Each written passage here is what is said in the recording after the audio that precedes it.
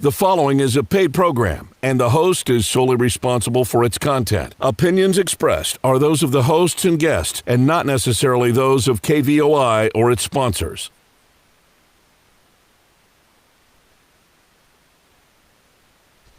Hey, good afternoon, everybody. Welcome to Eye on the Ball. I'm Steve Rivera alongside Jay Gonzales, and you're listening to 1030 The Voice. Welcome to the show, Jay. Good to see you. It's not 120. But it's hot. But it's 110. Doorknobs are really hot when they're out, when they're sitting on the sun. Hey, Jay, when was the last time you pissed off an opponent by doing something they thought was unsportsmanlike? I don't know that I've ever been on a team good enough to do that. You never had a 4-run lead with No, no, but I've had it done to me because I've been on some bad teams. So how did you feel? Oh, there were times, there were some things. Look, I'm a little bit of a baseball purist on some of that stuff, and I was pretty pissed. It happened to me as a manager, or not a man, as a coach, as a high school baseball coach, and a couple times as a player. Yeah. So this is what I say about, and I don't know if it's related. You know, the storming the court, blah blah blah. Right. You know how you prevent people from storming the court? You don't lose. Don't lose. Don't lose. So in that case, and I'm talking about the Tatis thing from yesterday or the day before. Right. The Rangers were upset that he hit a grand slam with a big lead, yada, yada. Walk him if you don't want that to happen. Right. And on that particular one, because my son and I, who argue about this all the time, he thinks some of these unwritten rules are really dumb. But I can give you an example of one that he thought was not dumb, that he was personally involved in. But, and on that particular one, I didn't have a problem with what Tatis did. Neither Look, do I. they were up 7. Eighth inning? It was eighth inning. Teams have lost games winning by that much. So absolutely, if you're going to throw a 3-0 pitch with the bases loaded to him, down the middle, then you better make it a good 3-0 pitch, or don't throw him a strike. You've already lost the guy. He's 3-0. Right. One of the best players in the league. Right. And you're going to give him a nice, juicy pitch to hit. Some of these things like bat flips and what about bunting? Different things. Bunting on a no-hitter. Those kinds of things. I got a problem with some of that stuff. Maybe not as much as I used to, because it's just kind of a different game now. But the one that sticks out in my mind, and it was a baseball coach at St. Gregory, and literally we're down like 31-4. We're getting crushed by an upper level team in a preseason tournament. We were out of pitchers. And we were just getting crushed. And they had runners on first and third. We were about to get run ruled. We're just trying to get through this inning so that we can bat and get the heck out of there, and come home. We're down almost 30 runs. Do you know the opponent? Do you know the opponent? No. You don't know the coach? Oh, do I know? Yeah, I can tell you. It was Fountain Hills High School. Oh, okay. Up in yeah, but you didn't have a relationship. No, I didn't have a relationship with them or anything. We're just playing in their tournament. Okay. And runners on first and third, two outs. Two outs, okay. And the guy on first steals second. Okay.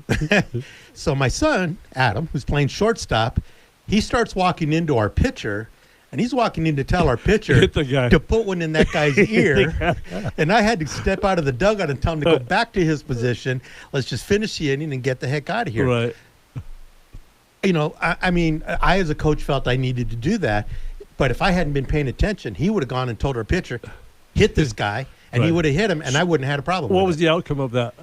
What was the eventual outcome of that? We just pitched to him, and we got out of the inning and lost the game and came home. Right. But that happened. And I believe in that situation, somebody's got to learn a lesson. And so I wouldn't have had a beef if I hadn't seen that, and our pitcher had, or if the pitcher took it upon himself to hit the guy. Right. Now, I don't want anybody throwing at anybody's head, right? And in the Tatis situation, Manny Machado was the next batter. The pitcher threw a ball that he threw it at Manny's backside and missed him. And I actually did that once too in a similar game. We're down a gazillion runs in a City League baseball game, and a guy bunted for a base hit. Okay. So the next guy, I tried to hit him 3 times and missed him all 3 times before I finally walked him. So there's some things like that. There was the pitcher from the Dodgers who beaned Kelly, who beaned the Astros hitter over the cheating scandal. So look, sometimes you have to enforce things on your own. I'm not too sure of the unwritten rule stuff, but I know they're there. There's some stuff, and there's some stuff that you have to do like that. I was in complete disagreement with everybody who said Tatis was in the wrong on this one. I agree. I agree. He did what he had to do. I know that he missed a sign to take. Right. He missed a sign. At least that's what the coach said. Even so, I mean, there was one of those when I remember, watching. I mean, we're talking in the '70s, and Davey Lopes hit a grand slam in a very similar situation, and where the Dodgers were up big, and the next day, Lopes was the leadoff hitter. The next day, as a leadoff hitter, he got beamed, and it started a brawl. Well, isn't that time and circumstances? And if you do this, that's what the result's going to be. Right. Especially in baseball. Sure. Baseball has more of those than anybody. That's why I think they say integrity of the game. What integrity of the game? When did that happen? Sometimes I think it's really funny, and sometimes I think it's dumb, and we're being big babies and all that kind of stuff. But you know what? When you're out there and you're battling, and somebody's just taking advantage of you, you want to do something. Sure. The good thing is we get to talk about this and not about COVID, blah, blah, blah. Yesterday, we kind of put it to bed for now. With Wilner and Jamino and ours talking about the roundtable stuff. And we have some stuff from Sumlin. We'll use that on the back end of this, of this interview with Jason Gardner coming up. Right. Yeah. Kevin Sumlin had a news conference today, and this was just a half-an-hour news conference. It wasn't really a lot of new stuff, but it was good to hear some of his perspective on what's been going on. He had an interesting comment about what he thinks about whether or not there's going to be the other leagues are going to be playing in the fall. But we've got a couple of clips that we're going to want to play, and we'll do that on the back end of the show after we have a chance to talk to Jason Gardner. I'm excited about having Jason on the show. Again, another guy that as a stat guy, I saw all 4 of his years, with the Wildcats, and saw him play some great games. He was in that 2001 championship game, the 2003 game that they lost to Kansas as a 1 seed, and we'll talk to him about that. All that stuff. So I'm excited, and he's got a new opportunity, and I'm happy for him. He's had a lot of success that you would even imagine. Just guy, Jason Gardner. Okay, Arizona's had a lot of great guards, and he's one of them in terms of all of his accomplishments. You're thinking time on the court, games played, games won, all this stuff. Right. It's just crazy. Yeah, he's just again, he's one of those guys that he's sort of a poster boy for the for the point guard reputation that the U of A has. There's a lot of people who put him as the best point guard. And you can make an argument for that. With his numbers and the achievements. Again, got to an NCAA championship game. They were a 1 seed in 2003. Those kinds of things. He was a National Freshman of the Year in 2000. So you can put him in the argument. I personally think there's a couple better. Oh, sure. But, he's top 3 or 4, no doubt. Sure. And a pretty good guy. We'll talk about his time as a head coach in the college level and now back to his alma mater. Back in high school. Yeah. So let's take the break now. So we take a minute or two, get him on the phone, and we'll have some fun with Jason Gardner.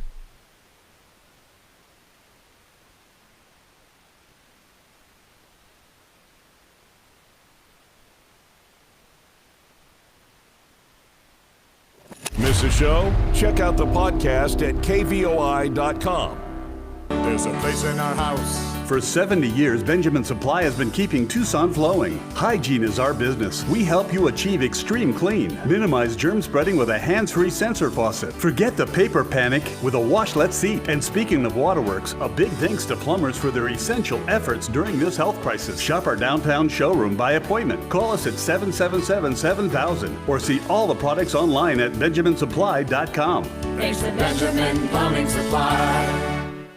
Camille Rivas Rutherford with Coldwell Banker Realty has been one of the top producing real estate agents in Tucson, Oro Valley, Marana, and Vail for more than 20 years. Let her help you find your dream home in southern Arizona. Her passion and enthusiasm for real estate has helped her become one of the most respected and trusted realtors in the area. And she was recently named a recipient of Coldwell Banker's 2019 International President's Circle Award. Camille's approach to sales and marketing and selling or buying a home is second to none. Give her a call at 520-250-5192. It's your town. Get up and get involved. Hey, it's Chris from Wake Up Tucson. If you missed the spicy meatball of an interview with Joe Walsh, go to kvoi.com, hit the podcast page. We'll see you on Wednesday Dan Shearer from the Green Valley News, Allie Miller on some weird stuff at Pima County, and author Richard Battle on SpaceX. Wake up, Tucson. Weekday mornings, 6 to 9 on 1030 The Voice. Trusted local news and talk. Trusted local news and talk. All day, every day. 1030 The Voice.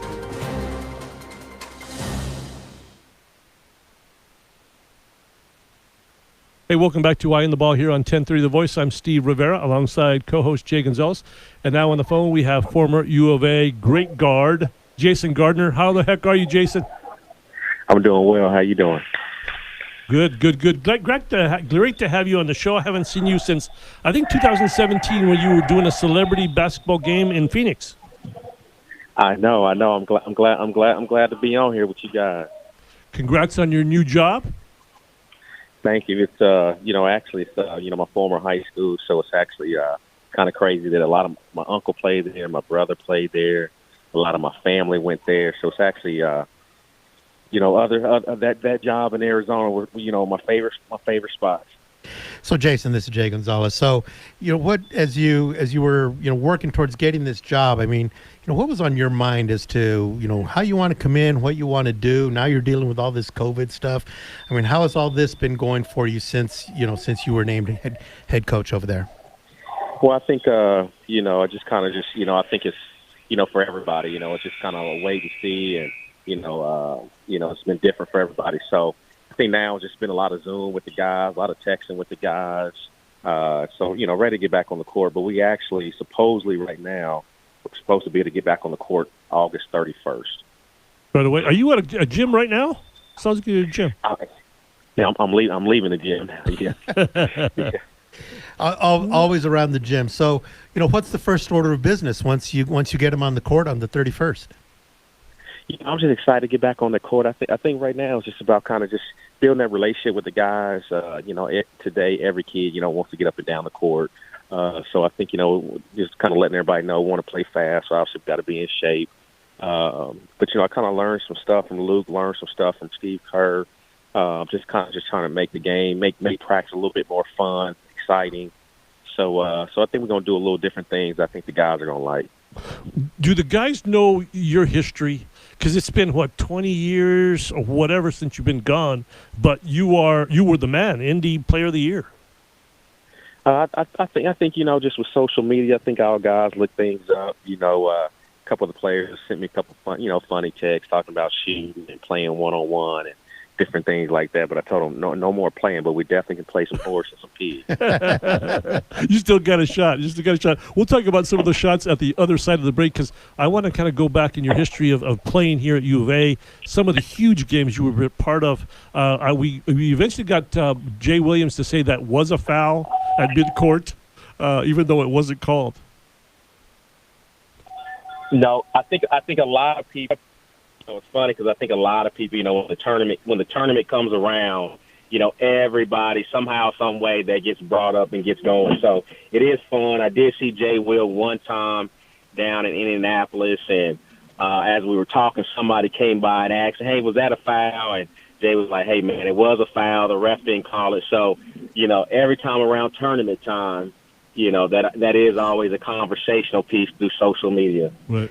So Jason, since you've been through all of it, you were a great high school player, went through the recruiting process, you've been a college coach. Well, what kinds of things can you bring to these high school kids who are coming through? I mean, it's a different time, with everything going on, social media, the way recruiting's become. What can you pass on to some of these guys with the experience that you have, and how will you go about doing that? Honestly, I think it's about just being smart. I just think social media is a whole different ball game. And, and I think even college recruiting, when I'm recruiting a kid, I would go on their social media, their Twitter page, their Facebook page, their Instagram page, see what kind of pictures they're posting, see what kind of language they're talking about. That's one big key. The other deal is I think that it's so many trainers nowadays, and you go watch kids, and some trainers got 100 cones put up, and these kids are drilling through all these cones. It's not even realistic basketball. So I think just kind of having these guys do, as you go through it, letting these guys know that when you're doing workouts, do realistic stuff, and also too just being through the process and what to look for, style of play. How big is a school? So I think it's just being able to give them knowledge about my experiences and, being a college player and then, recruiting on the other hand. So, I think it's going to be fun. Well, I'm sure it's going to be fun. Just if you could maybe just reflect on the year that's gone on for you, some of the difficulties, but how you kind of recovered from it, and you've landed a good job. The job probably not so much maybe of your dreams, but how the last year has gone for you. It's definitely difficult. You make a bad decision, and again, social media. You get. A lot of people want to, say a lot of different things about you, which is not true. And I think, obviously having, four of my own kids and different things that they got to read and hear and see. And but the good thing I will say is, I got some really great mentors. I got a great supporting cast with my family. And so I think that really helped me kind of get through it. And you just kind of learn from your mistakes. I think this has been a great year as far as just reflecting about just different things. And honestly, it's been my first year where, I think since I've been a kid where, just kind of really didn't have so many responsibilities other than, just being a lot more involved with my kids. And so, but again, I think just with my mentors and my family, it was a great deal as far as them kind of getting me through this. Well, I think I tried to reach out to you maybe, I want to say a few weeks ago. I know for a few weeks ago, maybe 2 months ago when U of A was still looking for that assistant coach that Jason Terry got. And I was thinking, you know what? I'm going to try to find Gardner and see if he was interested. Were you, or can you talk about that? I would love to be back at the U of A. I mean, U of A is another, North Central is somewhere I spent 4 years. U of A is somewhere I spent 4 years. So I think, obviously just with the community, just those experiences, even still to this day, we're on a big group chat and, every day is something different. Guys are still talking about happy birthday to stories in colleges, to games, to, something that might have happened in the NBA game that somebody did. So I think just those experiences and friendships, they just last forever. So being at the U of A is something that is definitely a dream too. You were on some really high profile teams with guys like Luke Walton and some of those guys. Who are the guys that you're still in touch with the most? And what do you guys talk about? I just think we're talking. Obviously a lot of those guys are in the NBA, so just kind of talking about the NBA to. Obviously being in the coaching side of it, asking them to, send me a couple different things or questions of why, offensively, defensively they do things. And sometimes, too, it's just some silly jokes just about the past and what's going on in life. And, everybody now, is grown and got kids and what their kids are doing. But I keep in touch with Channing and Kenny Fry, Luke Walton, Rich Jefferson, Gilbert a little bit, so it's fun times. You a little bit ago you mentioned that Steve Kerr as somebody that you've maybe gotten some advice or some tips from. What kind of how he was way before your time at Arizona. So how did you make contact with him? What kind of contact have you had, and what's he helped you with? I think that when they came in town to play the Pacers and went to that game and one big thing is he talked about as far as just as far as in-game preparation, as far as just certain things that they go over day of game. He hits on just certain things, not a whole lot of offensive, defensive stuff, just stuff that they want to do offensively.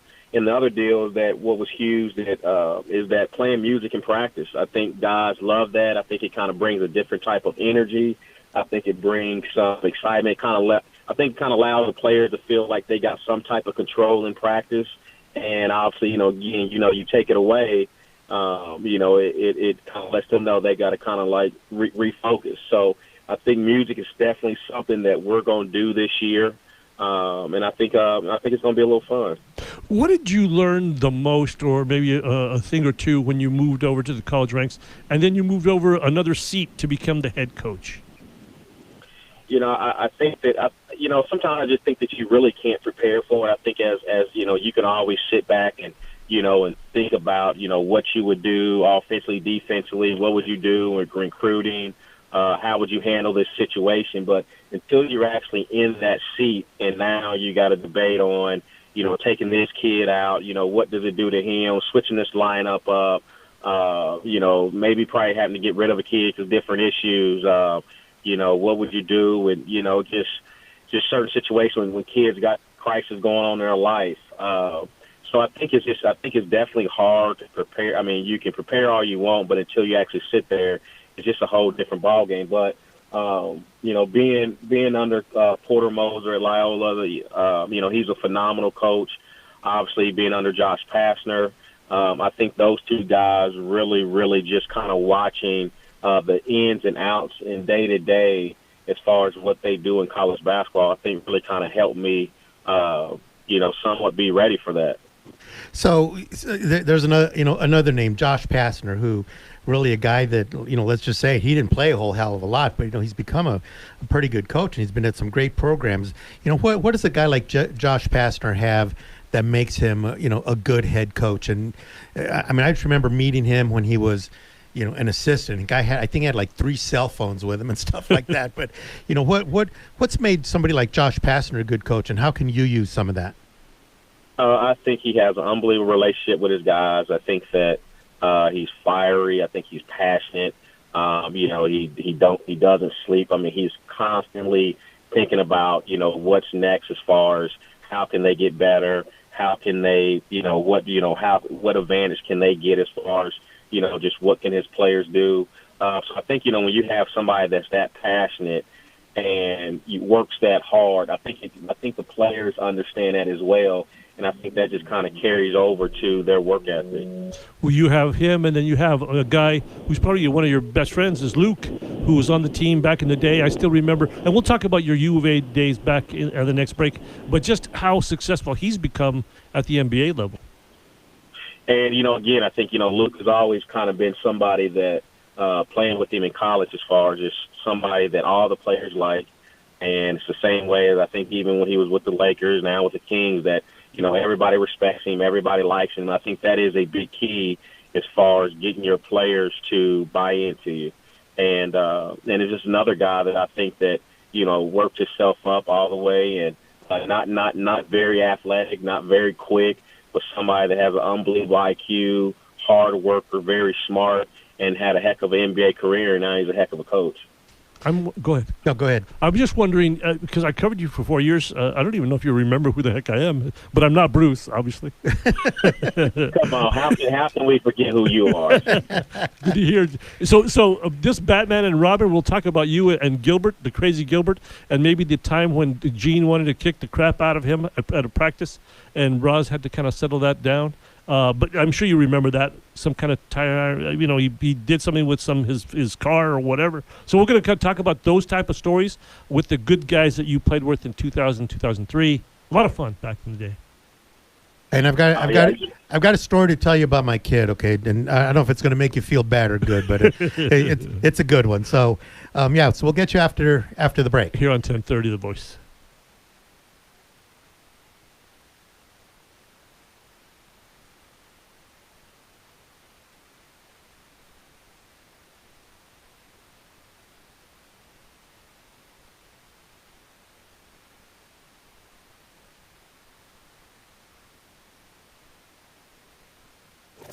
CBS News at the top and bottom of every hour. 1030 The Voice, Tucson's trusted local news and talk. This is a Bloomberg Money Minute. After 3 failed tries in the last week, the S&P 500 is at an all-time high. It is its first record close since February. The Dow Jones Industrial Average lost 67. The S&P gained 8. The Nasdaq added 81. Home Depot and Walmart posted blowout quarterly results. Home Depot said that as we spent more time at home, we spent more to improve our surroundings. Walmart warned of tougher times ahead, with a new round of stimulus not a sure thing. Home builders were busy in July as record low mortgage rates boosted demand. The government said housing starts jumped by the most in nearly 4 years. Building permit applications saw their biggest increase since 1990. Changes coming to Apple Music. It's shedding the Beats brand and renaming its flagship station Apple Music One. It also added 2 online channels, one featuring hits from the 80s, 90s, and 2000s, the other playing popular country music. Larry Kofsky, Bloomberg. CBS News special report. The Democratic National Convention underway again. Night 2 began with a video of young statewide politicians. He knows what it's like to work hard for everything you've got. He knows what it's like to send a child off to war. And he'll never forget who he's fighting for. Joe Biden's wife Jill will give the keynote tonight. Before that, though, a host of other speakers, including former acting Attorney General of the United States, Sally Yates, who says this about President Trump. He's trampled the rule of law, trying to weaponize our Justice Department to attack his enemies and protect his friends. CBS News manager of surveys Jennifer DePinto on a new CBS News poll that takes a look at the female vote in November. Nationwide, currently, we know that Biden leads with women overall, but he'll need to make gains with some types of women voters, including some who have been trending Republican, in order to take the White House. CBS News special report. I'm Matt Piper. These days, most families are concerned with having the right insurance coverage. Protecting your family, home, auto, and other valuable possessions can be challenging and sometimes expensive. Crest Insurance gives you flexible options and solutions while saving you money. Insurance is not one size fits all, and at Crest, we find the coverage that's best for you and your family. Visit us online at www.crestins.com or call us toll free at 888-881-5765. Hi, I'm Ron Hess from the Window Depot. You know about our great prices and our biggest inventory on windows and doors. Well, now the Window Depot is the place for all your kitchen cabinets. And that's not all. Now you can get granite countertops at the Window Depot. That's right, we now stock a large variety of prefab granite countertops starting at $116 for a 9-foot section. That's less than Formica. So come into the Window Depot today, because now we have granite. This is Bill Buckmaster. Coming up Wednesday during the noon hour, it's our monthly visit with Dr. Victoria Mazes. Dr. Mazes is the executive director and endowed chair at the Andrew Weil Center for Integrative Medicine at the University of Arizona. Buckmaster during the noon hour, Wednesday on 10:30, Tucson's voice for trusted news talk, worldwide live listening, 24/7, buckmastershow.com. Trusted local news and talk. 1030 The Voice.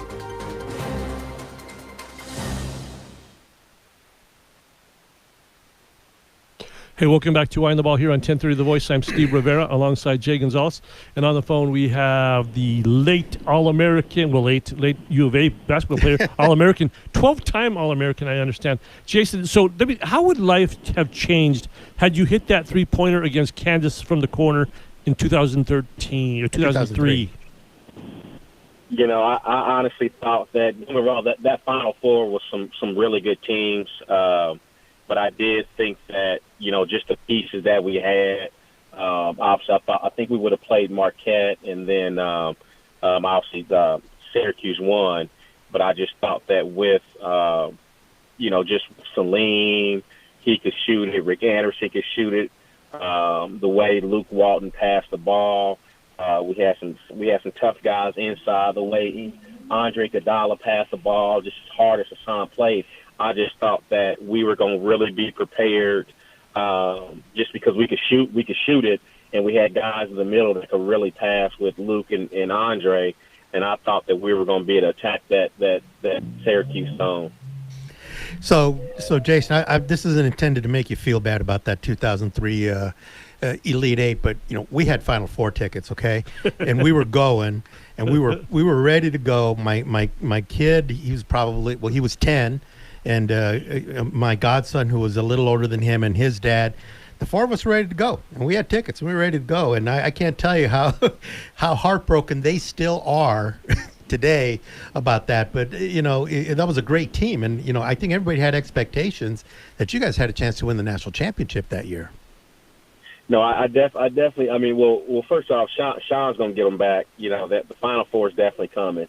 But with saying that too, no, I mean, my 4 years there. I mean, I think every year, you know, we definitely had a shot to get to the Final Four. But again, you know, it's all about, you know, how well you're gelling at that time. Are you making shots, matchups? You know, so much goes into that Final Four, but I thought every year we had a chance to get to the Final Four. No question. In fact, I think the biggest debate, at least for me, having covered all those teams in 97, 98, 88, I was here, but I didn't cover 2001, 2003. Can you compare the 2003 team, which was fantastic talent-wise, but 2001 to me is the all-time best team at U of A? I know the Sean and Kerr had some really good teams. Obviously, Damon then was really good. Mike and them were really good. So I know there's some really good teams that came through. But no, I mean, with Gilbert Arenas and Richard Jefferson's on your wing, I mean, that's about as athletic you can probably get from, those wings.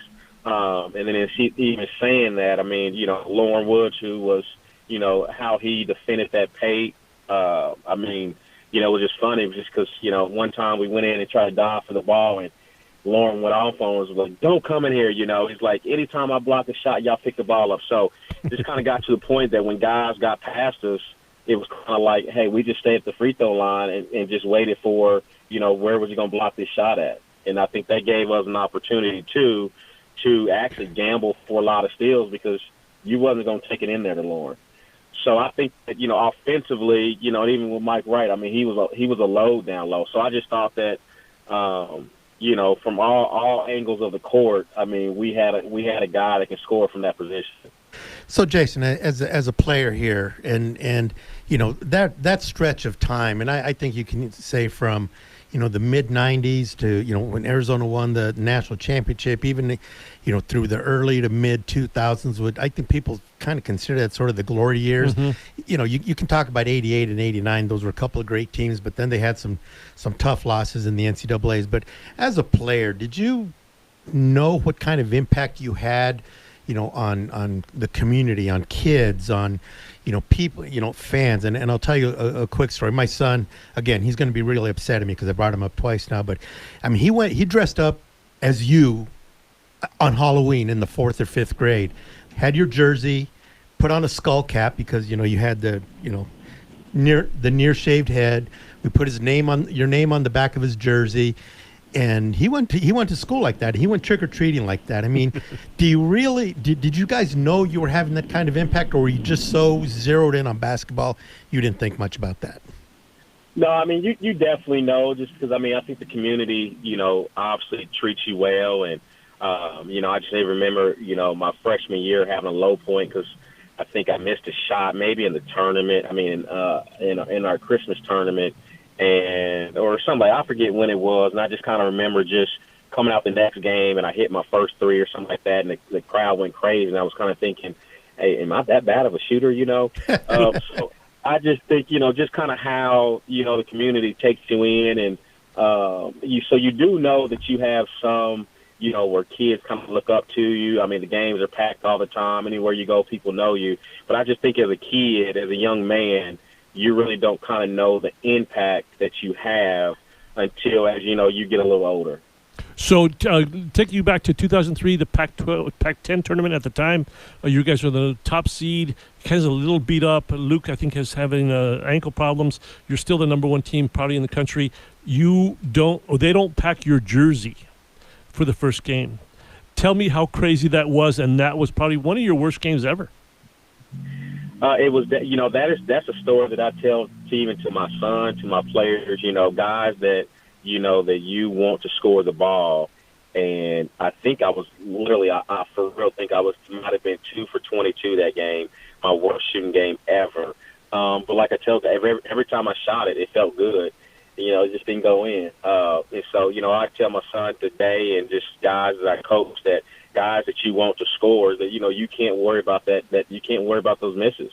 You got to only way you're going to be productive is you got to keep shooting. So 2 for 22 was definitely a very bad night. How much did the jersey or not having the jersey play a part? Because I think they had to fly home to get it in time for the game. I don't know. Actually, I think I remember being in the locker room, and one of my good friends who I still talk today was Phil Torres. I want to say I believe I was going to wear Phil's jersey for that game, and a good friend of mine. So, we were just kind of joking about it at the time. And I don't know if I probably really just let it get to my head. I kind of in my mind probably had it in my mind that I was going to wear Phil's jersey and then take it off. But I don't really know what happened. It was an awful night for me. But going back, I probably do wish I probably was able to wear his jersey though. 2 for 22, I think so. Yeah. So you've got to, exactly which was your worst game ever. Thinking back, what was your best game ever? Good question. I don't know. I mean, I do remember being a freshman getting fouled at Oregon State. I remember they was a good team at that time, and I got fouled at the 3-point line, and I had to go to the free throw and went to the free throw line, made all three, then we ended up winning overtime. So I think that was kind of something to kind of help me get going. I remember being at Stanford. I don't remember what year it was, but you know how they jump up and down, that floor is shaking, that rim is shaking. And I actually told the ref, hey, you got to stop. They got to stop shaking the rim. And ever since then, I was booed every time I went in that arena. So I don't, best game, honestly, I really don't know. So who's the best player? Look at the roster. You mentioned them: Richard Jefferson, Luke Walton, Andre Iguodala, and we haven't even mentioned Hassan Adams. Best player at the U of A I played with? Yes. Mm-hmm. That's tough. I mean, I probably would have to say Gilbert because I think, you could just see times in practice where how gifted he was, and you just know it was a matter of time before once he really found out how good he was. That it was just. I mean, he could shoot it. He was an unbelievable finisher. I mean, he had an unbelievable handle. So you just kind of knew that once he kind of put it all together, that he was one of the best guards in the country. Well, again, that was just a stretch of time where, one player after another that was coming through. I mean, you got to play with some of the players that people still talk about, and so when you think back on that, what's your, I know we asked you your best game, but what's kind of your best memory of those times of being on that team? Maybe some friendships that you had, or experiences that you had with some of these guys.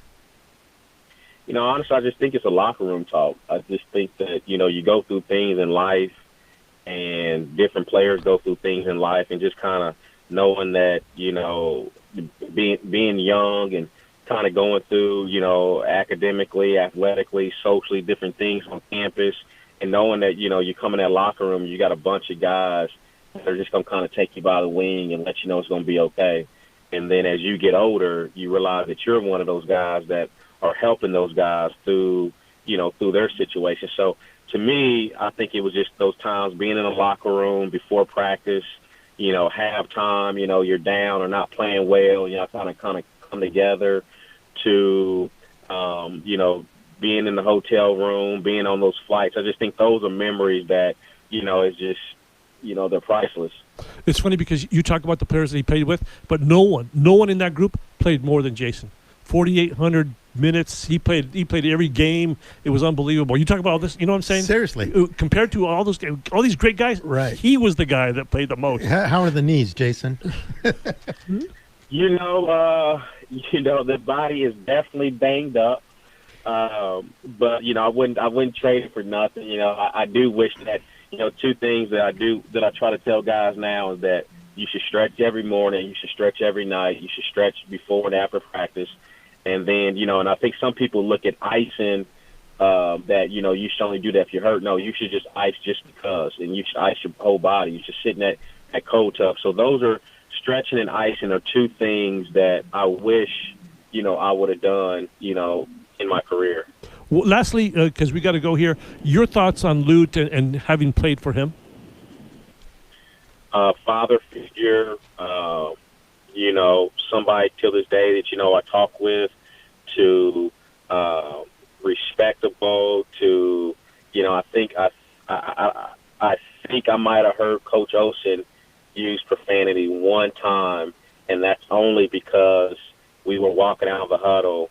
I mean, we were walking off the court, and a couple of fans said some things to us, and I think I kind of heard him say something to a coach about what the fans were saying. But I just think ultimately just the father figure in so many different ways.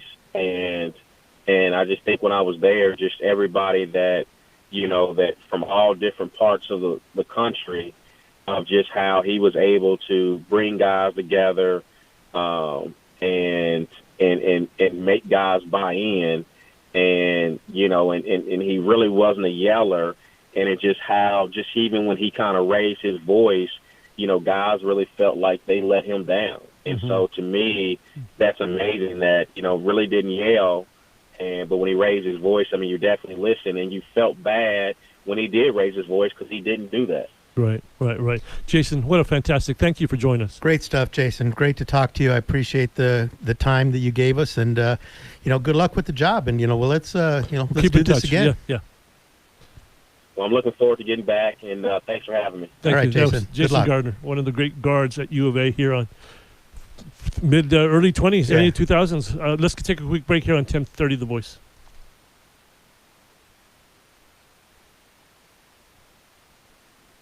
We're the place where Tucson comes to talk. 1030 The Voice. Where you bank really does matter. Hughes Federal Credit Union is proud to be recognized by Forbes as one of Arizona's best credit unions 3 years in a row. This national recognition highlights our commitment to high-quality products and services, our customer service, digital services, and financial advice. At Hughes Federal Credit Union, we offer low rates on loans, lower fees, and many free services. Make the switch. Join Hughes today. Visit hughesfcu.org/best. Certain restrictions apply. Insured by NCUA. There's a place in our house. For 70 years, Benjamin Supply has been keeping Tucson flowing. Hygiene is our business. We help you achieve extreme clean. Minimize germ spreading with a hands-free sensor faucet. Forget the paper panic with a washlet seat. And speaking of waterworks, a big thanks to plumbers for their essential efforts during this health crisis. Shop our downtown showroom by appointment. Call us at 777-7000 or see all the products online at benjaminsupply.com. Thanks to Benjamin Plumbing Supply. At 1030 The Voice, we're providing a platform for candidates from both sides of the aisle to share their vision for our city, state, and nation. The Election 2020 podcast is the source for everything you need to know to make the choice that's right for you. Go to kvoi.com. Click Election 2020 for more. Your vote, your voice. Election 2020 lives on 1030 The Voice, Tucson's trusted local news and talk. This is The Voice, 1030, Tucson's trusted news and talk.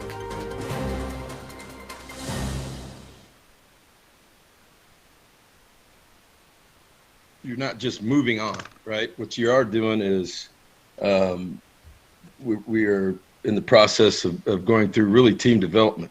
What we're doing in the off season, how we've approached strength and conditioning. Our newcomers really just got involved here in the last week or so. So we've been on the field with them. We're on the field with the guys that were here for the last 2 weeks, and really a NFL style OTA model.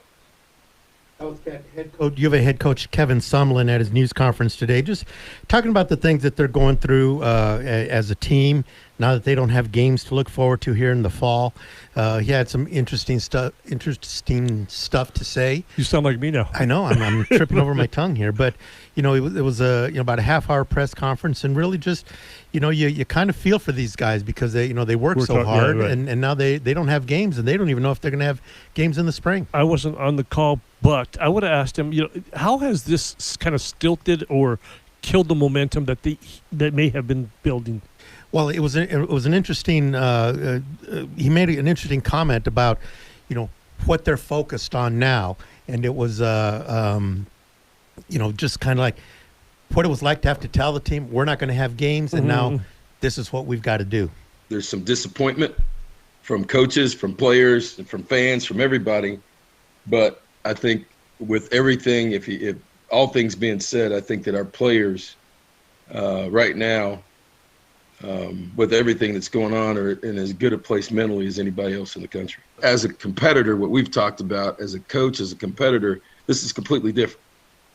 And so you have to continue to train and not necessarily prepare for a certain opponent, but prepare for the next opportunity that you're going to get of which you don't know when that happens. Is that difficult? Yes. I think that right there, because, we always hear, like, for instance, at the end of training, at the end of camp, right before their first game, they're always talking about how they're tired of hitting each other. Right. They're ready to play a game, and they can't wait. And that's after, a month or 6 weeks of camp. Sure. They've got months now of this in front of them before they get to play. And they still don't even know, are they going to play in the spring? I mean, it's got to be such a challenge, not just for the players, but for the coaches, for the staff. I know it's hard on me as a fan, and I'm not even, one of those guys. Yeah, no question. And again, we've talked about this, and we talked about it a lot last week. This is what they've lived for all their lives, at least prepared for all their lives, and now it's just gone. It's just gone. Without the knowledge of knowing if it's going to come back anytime soon. All these guys are sitting there, and they're quarantining, and they're practicing, and they're working out, and they're doing all this stuff, not knowing when there's going to be a game. And how hard is that as an athlete? Right. I mean, every athlete knows there's a game out in front of him, or a track meet, a performance, what they're training for out in front of them. And right now, none of these athletes in the fall sports know if they're going to have that, especially the seniors, if they're going to have that again at the University of Arizona. So, and I don't know this, that's why I'm going to ask you the question. I don't know if you know this. Okay, so they're on hiatus now or whatever. When can they come back? When football players need to train, at least to stay physically fit and strong and all that. So are they allowed to do No, they're training. They're allowed to. And they're still training as they were. And they're going to continue that all the way through? They're just going to continue that. As he said, they're doing an OTA model, the NFL model, sort of the off-season model, where they're just doing workouts and walkthroughs. To keep in shape. To keep in shape, keep training. There's no mandate that they can't be doing this. No, they can do that, but they can't practice. They're not practicing. They're not running plays and having contact and stuff like that. But they're doing what they were doing before. Yeah. And that's all they get to do for who knows how long. Right. And we all know that you need to play and you need to practice to get better. Right. And they're still waiting for the Pac-12 to come out with here's the schedule of what you can do. The Pac-12 is still trying to work out if they're going to play games in the spring, when they're going to play those. Right. And as I think we heard Dave Hickey say, once that's set, now you back the calendar up as to what you can do, and when you can start doing stuff. We're not going to know about that, so I guess probably till October, maybe. Don't you think? Scheduling and possible games, if fans are going to be there, things like that. I would like to think, for the sake of the players and the coaches, that they'd come out with that sooner rather than later to at least give them something to shoot for. Yeah. It's just so convoluted. I think the next foot to drop or nail to be hammered or whatever is going to be the three big. Well, yeah, and it was interesting because Coach Summerlin was asked, what do you think of the fact that you're and let's remember he's got a son who's a player at Oklahoma. Right. So it's an interesting dynamic there. And he was asked, what do you think about the fact that your son, he's at Oklahoma, he's going through workouts as if he's going to play games in the next month, and you're sitting here and you don't have anything in front of you. And his answer was something like, well, we'll see what that looks like in about 2 weeks. And I totally agree with him.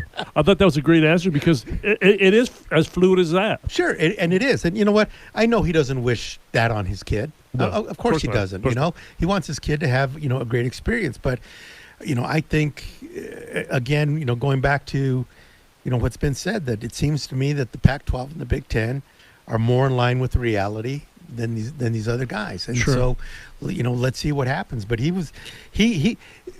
love the Zoom stuff because you actually you're not just talking to somebody on the phone or hearing a speaker. Right. You see the reaction. You see the reactions, and the look on his face when he said that, to me, said, there's no way these guys are playing in 2 weeks. I think next month. Well, you saw the Oregon State president or AD talk about that. Okay, let them believe what they want to believe, but it ain't going to happen. Yeah. Let's get into a topic that's going to be a little serious, a lot serious. U of A is having trouble in the track program. Right. It's been having trouble in the track program for the last 5 years. The Arizona Daily Star has done a great job of uncovering some stuff, if true. Troubling to you? It's certainly troubling to me because, first of all, I don't have any reason to believe that this is all made up. Right. So for those of you who didn't read the big piece in the Star on Sunday, there's just a lot of allegations of, to use a broad term, just mistreatment of athletes in the track program, and then some allegations that not enough was done to address that stuff. Look, there's two sides to every story. We don't know everything about any of that. I don't have any reason to, like I said, to believe that all that's not true. But, there might be another side to it. All I can deduce from all of that is that there's some stuff going on over there that's just doesn't sound good. Doesn't sound good, and the administration will have to continue to look into this, and they said they are. Right. The problem is they didn't do it in a timely fashion. Well, that's one of the big issues that's being claimed, is that this wasn't addressed at the time that it needed to be addressed. Now, the kicker to all of this is that they had this problem with this, coach from a few years ago who's now in prison over the stuff that he did.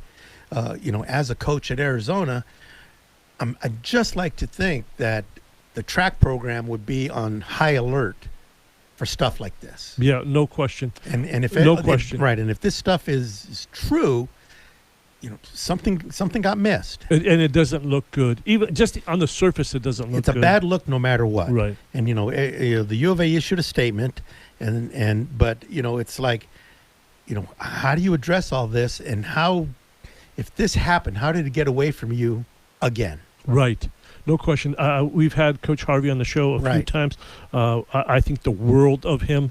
Great, one of the great guys. I'm saying that publicly. I hope that everything will be fine. But things, when there's smoke, there's a lot of fire. Right. We'll see what comes of this. It might take some time, as they usually do. It does, and you know what? And there's a lot of work to be done in that, and you'd hate for it to blow up into some huge scandal that goes throughout the entire department.